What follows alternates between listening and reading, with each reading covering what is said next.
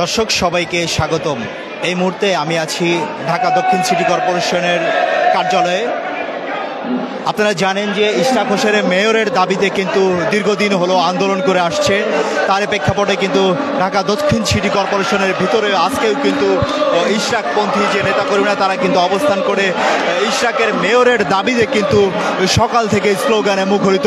আমাদের কাছে যে সর্বশেষ খবরটি এসেছে, ইশরাক হোসেনকে মেয়রের শপথ পড়ানোর কিন্তু আর কোনো বাধা নেই।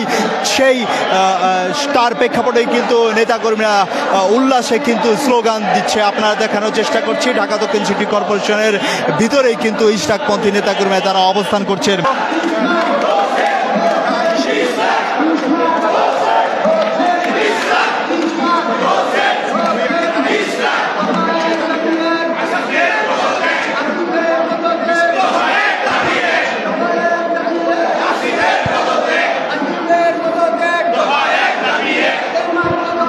এই যে ইশরাক হোসেনকে শপথ পড়ানোর যে আর বাধা নেই, আসলে এই আনন্দ উল্লাসটা আসলে কেমন লাগছে আপনাদের? আমাদের ঢাকাবাসীর অ্যাকচুয়ালি আনন্দ যে আমাদের মরহুম সাদেক হোসেন খোকা সাহেবের উত্তরসূরি ইশরাক হোসেন সাহেব, ওনাকে শপথ গ্রহণ করিয়ে আমাদের মেয়র হিসাবে তাকে আমরা দেখতে চাই। আমাদের ঢাকাবাসীর কাছে এটাই আমাদের আনন্দ। আমাদের সমস্ত ঢাকাবাসী তাকে মেয়র হিসাবে দেখতে চায়।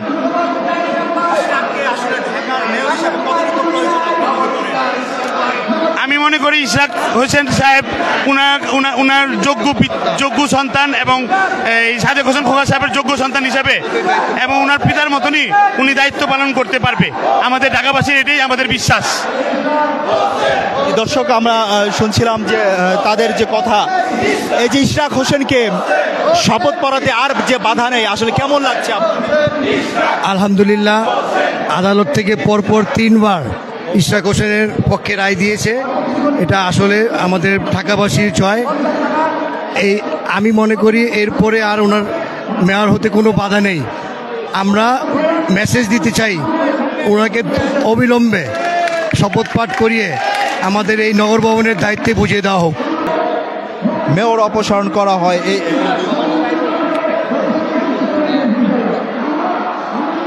এর মধ্যে ইশরাক নির্বাচিত মামলার চলতি বছরের 27 মার্চ রায় দেন ঢাকার প্রথম যুগ্ম জেলা জজ ও নির্বাচনী ট্রাইব্যুনাল। রায়ের তাপসকে নির্বাচিত ঘোষণার বাতিল করা হয়। ইশরাককে ঢাকা সিটি কর্পোরেশনের মেয়র ঘোষণা করা হয়। আদালতের রায়ের পরিপ্রেক্ষিতে ইশরাক ঢাকা দক্ষিণ সিটি কর্পোরেশনের মেয়র ঘোষণা করে গত 27 এপ্রিল গ্যাজেট প্রকাশ করেন নির্বাচন কমিশন। দর্শক, আমরা সরাসরি যুক্ত করেছি খবর সংযোগের লাইভ থেকে। আপনাদের সর্বশেষ পরিস্থিতি কিন্তু ঢাকা দক্ষিণ সিটি কর্পোরেশন থেকে জানাচ্ছি। দর্শক, আপনারা দেখতে পাচ্ছেন যে বিভিন্ন নেতাকর্মীরা কিন্তু উল্লাস করছে, উল্লাসে মুখরিত হচ্ছে। একটু আগে রায় আসার কারণেই কিন্তু তারা এই উল্লাস করছেন। তাদের দীর্ঘদিন হলো তারা আন্দোলন করে আসছে। তাদের এই আজকের যে উল্লাস, সেটি কিন্তু আমরা শুনছিলাম। অনেক আনন্দ লাগছে যে আজকে আমরা শুনতে পারছি যে ইশরাক মেয়রকে আর কোনো বাধা নাই, কিন্তু বাধা নিয়েও তো অনেক আন্দোলন চলছে।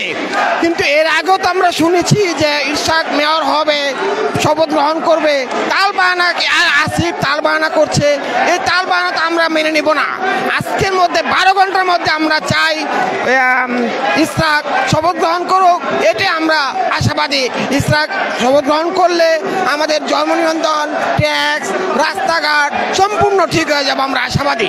একটু আগেই কিন্তু খবর এসেছে ইশরাক হোসেনকে মেয়র পড়াতে আর কোনো বাধা নেই। সেই উল্লাসেই কিন্তু তারা আমরা শুনছিলাম। আমরা আরেকজনের কাছে শুনবো যে এই যে ইশরাক হোসেনকে মেয়রের শপথ পড়াতে যে আর বাধা নেই, এই বিষয়টা আসলে কেমন লাগছে আপনাদের ভিতরে যদি জানাতেন। আমরা আসলে আইনের প্রতি শ্রদ্ধাশীল। আমরা আইনকে শ্রদ্ধা করি, আমরা অপেক্ষায় ছিলাম। যাকে আইন একটা রায় দিয়েছে, আমরা এটার প্রতি সন্তুষ্ট। আমরা অতি বিলম্বে আমরা ইশরাক সাহেবের শপথ নিয়ে আমরা নগর ভবনে তাকে শপথ গ্রহণ করে আমরা জনগণের রায়কে প্রতিফলন দেখিয়ে তাকে শপথ করানোর জন্য বিশেষভাবে অনুরোধ করছি।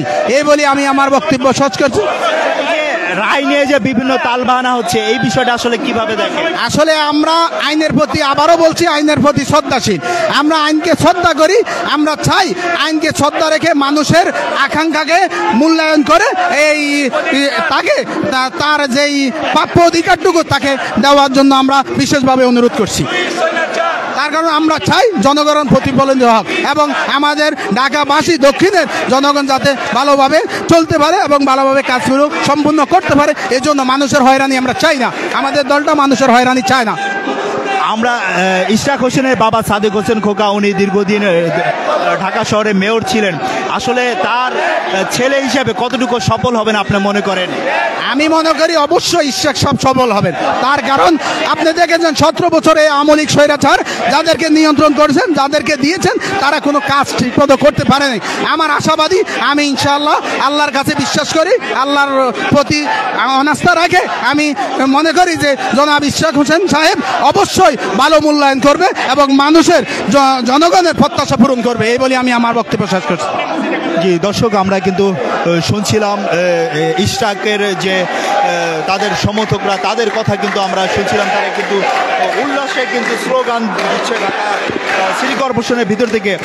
আপনাদের আরেকটু বলে রাখি, সকাল থেকেই কিন্তু বৃষ্টি, গুড়ি গুড়ি বৃষ্টি, এবং প্রায় বৃষ্টিকে অপেক্ষা করেই কিন্তু তারা সকাল থেকে এই আন্দোলন চালিয়ে যাচ্ছে। এবং একটু আগেই কিন্তু ইশরাক হোসেনকে শপথ পড়াতে যে আর কোনো বাধা নেই, সেই রায় কিন্তু এসেছে। সেই রায়ের পরে কিন্তু তাদের ভিতরে একটি উচ্ছ্বাস দেখতে পাচ্ছি আমরা।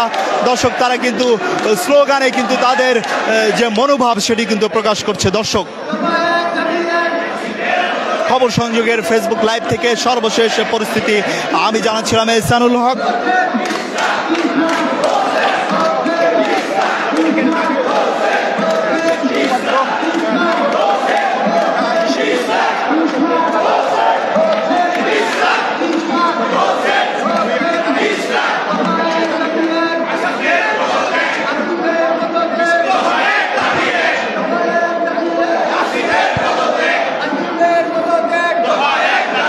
দুই 2020 সালে 1 ফেব্রুয়ারি ঢাকা সিটি কর্পোরেশনের নির্বাচন হয়। আওয়ামী লীগের বর্তমান কার্যালয় নিষিদ্ধ প্রার্থী শেখ ফজলানুর তাপস মেয়র নির্বাচিত হন।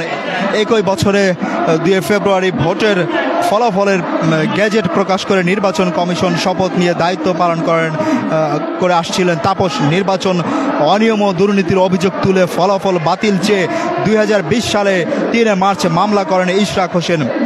গত বছরের 5 আগস্ট গণ অভ্যুত্থানের আওয়ামী লীগ সরকার পতনের পরে একই বছরে 19 আগস্ট ঢাকা দক্ষিণ সিটি কর্পোরেশনের মেয়র অপসারণ করা হয়।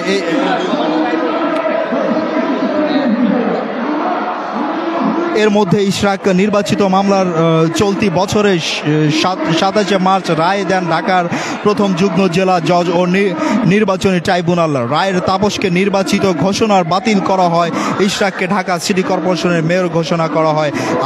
আদালতের রায়ের পরিপ্রেক্ষিতে ইশরাক ঢাকা দক্ষিণ সিটি কর্পোরেশনের মেয়র ঘোষণা করে গত 27 এপ্রিল গ্যাজেট প্রকাশ করেন নির্বাচন কমিশন। দর্শক, আমরা সরাসরি যুক্ত করেছি খবর সংযোগের ফেসবুক লাইভ থেকে ঢাকা দক্ষিণ সিটি কর্পোরেশনের।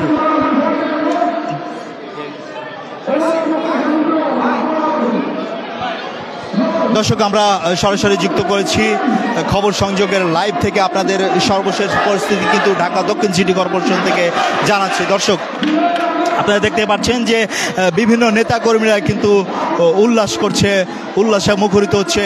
একটু আগে রায় আসার কারণেই কিন্তু তারা এই উল্লাস করছেন।